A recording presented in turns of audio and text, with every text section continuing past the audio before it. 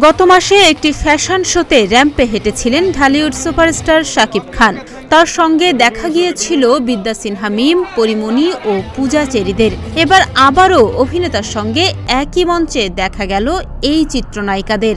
শাকিবের skin care brand রিমার্কের নতুন একটি scheme চালু উপলক্ষেই একই মঞ্চে জড়ো হলেন তারা। শনিবার দুপুরে রাজধানীর একটি ৫ তারকা হোটেলে জাঁকজমক আয়োজনে শুরু হলো রিমার্কের নতুন স্কিম প্যাকেজ আপনজন।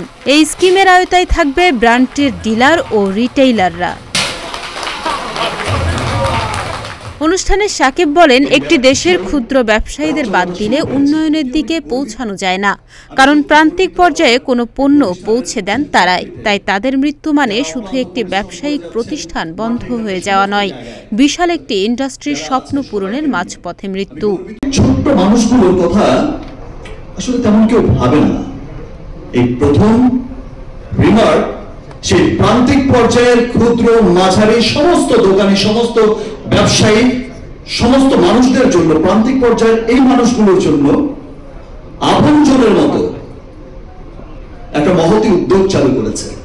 আমার পাশে আমার সন্তানদের স্বপ্ন, আমার পরিবারের স্বপ্নকে সে আগের মতোই বাস্তবায়ন করার জন্য আমার পাশে আমার আপনজন রিমার্ক যে মুখে বলেছিল শুধু তাই নয়, আপনি দেখবেন যে রিমার্ক তখন আপনজন হয়ে আপনজনের পাশেই থাকবে। তিনি আরো বলেন, আপনজন একটি ভালোবাসার উদ্যোগ।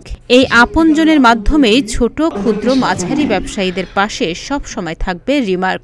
এভাবেই একজন আরেকজনের ভরসার হাত হয়ে একসঙ্গে সামনের দিনগুলোতে এগিয়ে যাব আশা করছি। আমাদের গৌরবের একটা নাম হবে রিমার্ক, আমাদের ভালোবাসার একটা নাম হবে রিমার্ক।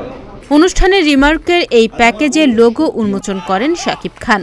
তখন তার পাশে মঞ্চে দেখা যায় বিদ্যা সিনহা মিম, পরিমণি, পূজা চেরি, কেয়া পায়েল, প্রার্থনা ফারদিন দিঘি ও মামনুন ইমনকে।